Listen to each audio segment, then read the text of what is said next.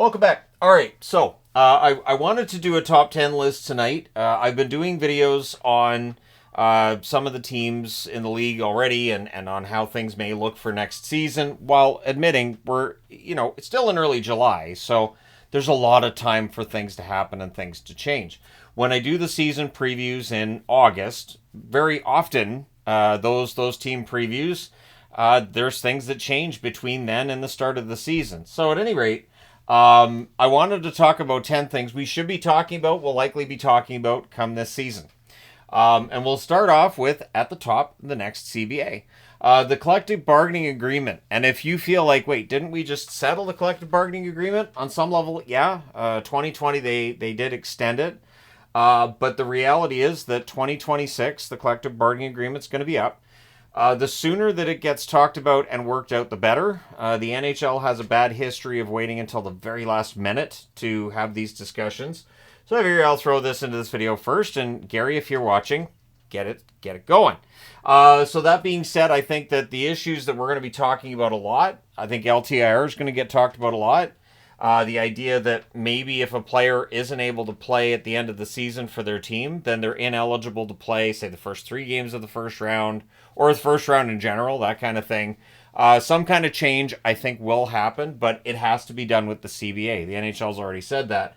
And escrow, the amount of money that gets subtracted from their paycheck. It's a percentage that has been high. 2020 was pretty high. This season, it's 6%. Players don't want any percent coming out for future money. So the owners like it, the players hate it, and so I do expect that to be a point of discussion. And I think that that's something that the sooner they iron this out, the better. I mean, how happy would we all be to hear next summer, you know what, they've got it dealt with. It's a year ahead of time, but they've already dealt with it. It's already fixed. We don't have to worry about the collective bargaining agreement. They've had a 5-year, 10-year extension, something like that. But again, the NHL doesn't have a great track record when it comes to the timing of getting these things done. Very often it's after we've got into lockout territory. The second point is scoring going to be up or down. Scoring was up for most of this season, and then towards the end of the season it really dove. And in the playoffs, it really feels like the defense was really taking over, and it's a modern version of the trap that we've seen. Now, will that end up being the dominant force in the NHL this year? Are we going to see more defensive style, or a more defensive style being the way of winning teams? Is offense still going to be like really, really key? We'll find out. My guess is scoring comes down a bit this year. I do. I think scoring probably comes down a bit this year. I think it's going to be high in October, and then as the season rolls along, it's just going to drop way off. I think we'll see it come down. If you've been watching my year-by-year history videos, you'll see that this ebb and flow of offense and defense in the NHL, it's been the way of the league since the very beginning. Scoring goes way up, scoring drops off. It's coaching. Sometimes it's dilution of talent, whatever it is. You're going to have changes in scoring from one year to the next as coaches adjust to what players are doing and find new ways to shut down the offense. Utah's first season, that's going to generate a lot of storylines this year, I think. And it should be fun. It's always fun when it's a new market. We saw that with Seattle. We saw that with Las Vegas. Now we're going to see that with Salt Lake City, Utah. And so I'm happy that I'll get to cover this. It should be a very enjoyable season indeed.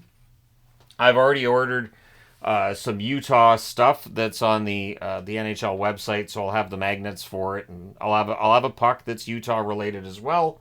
But yeah, Utah's first season, I think, is going to be very, very interesting.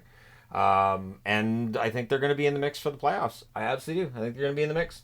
Fighting. So this has been talked about, and I talked about it today in the Matt Rempe video, and that's definitely got the conversation going again. Fighting has dropped off in the NHL. It is clearly not as prominent now as it has been at almost any point in time in their history. Again, with the history video I did today, talking about brawls that end up going into the crowd, all this kind of thing. And that was something that happened a lot from the 40s right through until the 70s. Bench clearing brawls took place in the 80s. The league is a lot less violent in that manner than it used to be. The hits are still absolutely brutal. Players are bigger, they're faster. Those hits have a lot of momentum behind them, and they hurt. And so, fighting, I think, will still be a topic of conversation. I think I could put that on the board for any given season. Is it a cop-out? Maybe. But anyways, Department of Player Safety will obviously be a topic of conversation. It always is. And maybe that ends up being something that once we get to the CBA, maybe there'll be some kind of a change in how the Department of Player Safety does things. I think there's too many gray areas. I think there's too many gray areas in some of the rules as well. So I think the smartest thing that the NHL could do is erase some of those gray areas and standardize suspensions, standardize all this stuff. I think that would be a smart way to go about it. So we'll see. But I had to put the Department of Player Safety on the board because if we're talking about any given season in the NHL, they generate headlines, both for the positive and the negative. Wait, did I say positive? I meant for the negative and the negative. It just feels like there's very little time where people are like, oh, well, clearly, Department of Player Safety is doing really, really well this year. I don't know that I've ever seen that comment on the channel without the backslash and the S, like sarcasm. Officiating is part of that too, right? The officiating was discussed a lot during the playoffs. I've stayed out of it. I don't think the officiating is as bad as a lot of other people seem to think. I think really it's come down to the fact that we do have so many camera angles. We have so many different ways of looking at the same play. One thing to keep in mind, and I always mention this, is that even really controversial plays, you're going to have people arguing one side and people arguing the other. Even as fans, we don't 100% agree on what should be called, what shouldn't, what the standards should be. And Department of Player Safety, it's the same thing. Department of Player Safety comes out with a 5-game suspension for a player. You're going to have people saying that's not enough, that was a brutal hit. And then you're going to have other fans saying, actually, that was a hockey play and the guy should have kept his head up. So if the fans don't agree, I'm not sure that we'll ever find a system that everybody's happy with, but it's definitely going to be a storyline throughout this coming season. Expansion speculation is obviously going to be there. I mentioned Utah, and I've mentioned this recently. I think I mentioned a video yesterday. Utah's officially considered an expansion team. I think part of that was they wanted to get Morello out. They knew that the Arizona situation wasn't headed in the right direction, and they did what they had to do to get the team moved to Utah. So I think with expansion, we can do that with air quotes because it's the same team, same coaches, a lot of the same people behind the scenes too, that just moved from one location to another, which happens. But expansion, I do think, is coming. I don't know if they're going to want to announce expansion before the next CBA is dealt with, but man, they were expanding all the way through the 90s despite lockouts, despite things not working very well. So it's never stopped them before. Keep in mind the expansion fee is split up between the owners. It's not considered league revenue that the players get any cut of. So if the next expansion means $1 billion expansion fee, that's split between the 32 owners in the NHL, and they like money. They generally like money, and the idea that it's not shared between them and the players, they like that. They fought to keep that in the collective bargaining agreement we currently have. And why would you fight for that if Seattle was the end of expansion? I said that at the time. I'm saying it again here. Clearly, the NHL wants to move past 32 teams. We can all agree that 32 is perfect. I've said 32 is perfect. The only reason I mention in videos is because clearly the NHL they're going to do what they're going to do. The Four Nations Cup. I'm not psyched about the Four Nations Cup. I'm not. I'm more interested in the Olympics in 2026. Much more interested. And it just feels like the Four Nations Cup is kind of a dry run for what we're going to see at the Olympics. I think the NHL, if they really and truly want to have an international tournament, it shouldn't just be NHL players. I know for legal reasons and probably for insurance reasons it has to be NHL players or players with contracts with the National Hockey League. But a true World Cup of hockey where, nations from all around the world are fighting it out to get into that, say, top 12 that would be in that final tournament to decide, the medal, who's going to get to the medal round and everything. I think having it set up that way where, say, you have the World Cup, let's say the World Cup of hockey is going to be in 2029. So starting in, say, 2027, December of 2027, you start with the lower countries and you work your way through, and much like the World Cup of soccer now, it's so interesting and entertaining when you get there. I don't think the NHL ever does that. I don't know that we're ever going to see a tournament like that, but that's what would get me excited. But the Olympics works as well. I don't know how excited I am for the Four Nations Cup. And so I'd be interested to know your thoughts, whether you're excited about the upcoming tournament or not. I do think it's better than the last time they had the World Cup of Hockey, and they had Team North America and Team Europe, which was just weird because, like, it's not just a one country situation.